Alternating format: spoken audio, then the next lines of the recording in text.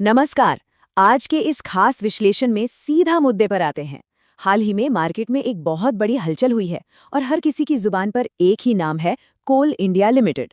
इसके शेयर में अचानक एक ऐसी गिरावट आई है जिसने पूरे बाजार का ध्यान अपनी तरफ खींच लिया है। तो आज बिना किसी देरी के हम फैक्ट्स के जरिए इस पूरी स्थिति को डिकोड करेंगे और समझेंगे कि इस पर्दे के पीछे आखिर चल क्या रहा है। चलिए सीधा इसमें डाइव करते हैं। -3%। जी हाँ, ये लाल आंकड़ा रातों रात चर्चा का सबसे बड़ा विषय बन गया। जरा सोचिए, अचानक से एक दिन स्टॉक 3% नीचे गिर जाता है।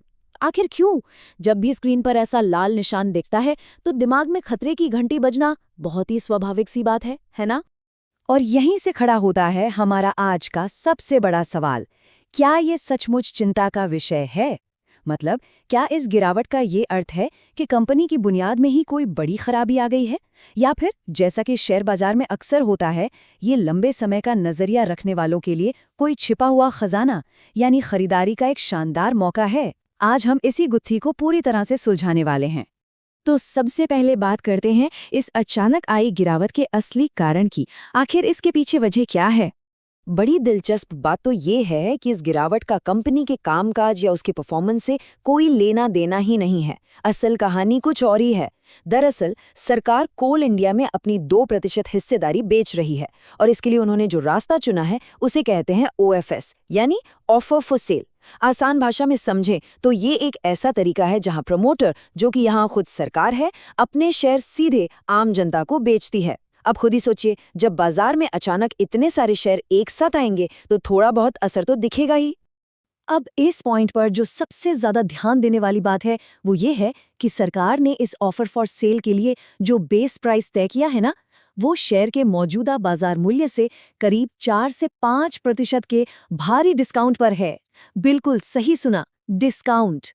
इसका सीधा सा मतलब ये है कि बाजार भाव के मुकाबले शेयर कम कीमत पर मिल रहे हैं। तो ऐसे में होता क्या है, जब भी कोई बड़ा प्रोमोटर इतने बड़े पैमाने पर और वो भी भारी डिस्काउंट पर शेयर बाजार में बेचने के लिए उतारता है, तो शॉर्ट टर्म में शेयर की कीमत का नीचे आना बिल्कुल नॉर्मल है। ये कोई खतरे की घंटी नहीं, बल्कि बाजार का एक बहुत ही स्टैंडर्ड टेक्निकल रिएक्शन है। जब सस्ते शेयर भारी मात्रा में बाजार में आ जाएं, तो प्राइस का थोड़ा करेक्ट होना बहुत ही स्वाभाविक सी बात है। चलिए अब बाजार के इस शॉर्ट टर्म शोर शराबे से थोड़ा पीछे हटते हैं और कंपनी की असली ताकत यानी इसके मजबूत फंडामेंटल्स पर नजर डालते हैं। कोल इंडिया के इस विशाल साम्राज्य को देखिए। भारत में कोयला उत्पादन की बात करें तो इस कंपनी की एक तरह से पूरी मोनोपोली है, बिल्कुल एकाधिकार। देश के 80% से ज्यादा कोयले की जरूरत अकेले यही एक कंपनी पूरी करती है। बाकी सभी स्रोत मिलकर सिर्फ 20% का ही हिस्सा बना पाते हैं। सच कहें तो बाजार में इसका दूर दूर तक कोई मुकाबला ही नहीं है। और ये चार्ट एक बहुत ही शानदार तस्वीर पेश करता है। इतनी बड़ी मोनोपोली का असली फायदा तब मिलता है जब मांग भी उतनी ही जबरदस्त हो। आज के इस हाईटेक जमाने में भी भारत में लगभग 70% बिजली का उत्पादन कोयले से ही होता है। सिर्फ 30% हिस्सा बाकी ऊर्जा स्रोतों से आता है। ये आंकड़ा साफ बताता है कि हमारी ऊर्जा जरूरतों के लिए कोयले का वर्चस्व आज भी पूरी तरह कायम है। इसका बिल्कुल सीधा सा निष्कर्ष ये निकलता है कि जब तक हमारे देश को बिजली की जरूरत रहेगी, कोल इंडिया का कोर बिजनेस मॉडल पूरी तरह से सुरक्षित और सक्रिय रहेगा।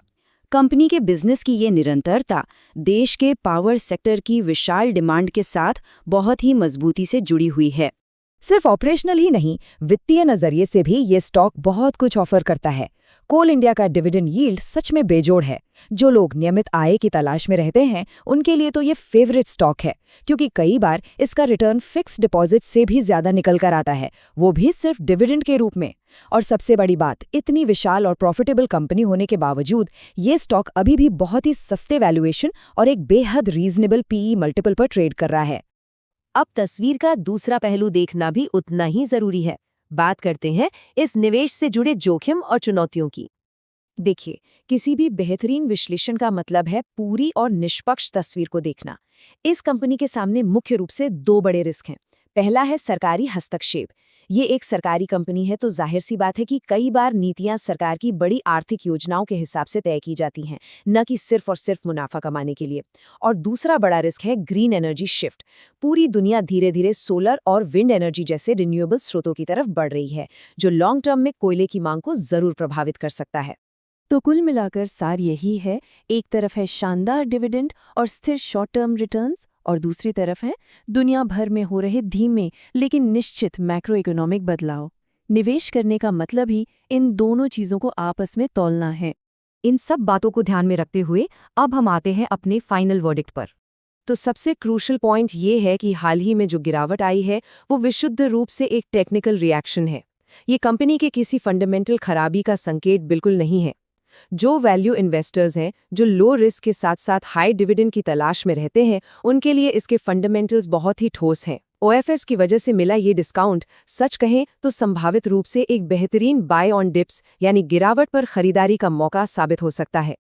और इसी के साथ हम इस विश्लेषण के अंत पर आते हैं, लेकिन एक बहुत ही दिलचस्प सवाल के साथ। आज के इस पूरे डेटा और फैक्ट्स को देखने के बाद क्या 1 लाख रुपए के किसी प्रैक्टिकल पोर्टफोलियो में इस स्टॉक को जगह मिलनी चाहिए? इस विचार पर जरूर गौर करें। और हाँ, कोई भी बड़ा आर्थिक कदम उठाने से पहले हमेशा एक योग्य फाइनेंशियल एडवाइजर से सलाह लेना सबसे सुरक्षित होता है। आज के इस गहरे विश्लेषण में हमारे साथ जुड़ने के लिए बहुत बहुत धन्यवाद। सीखते रहें और आगे बढ़ते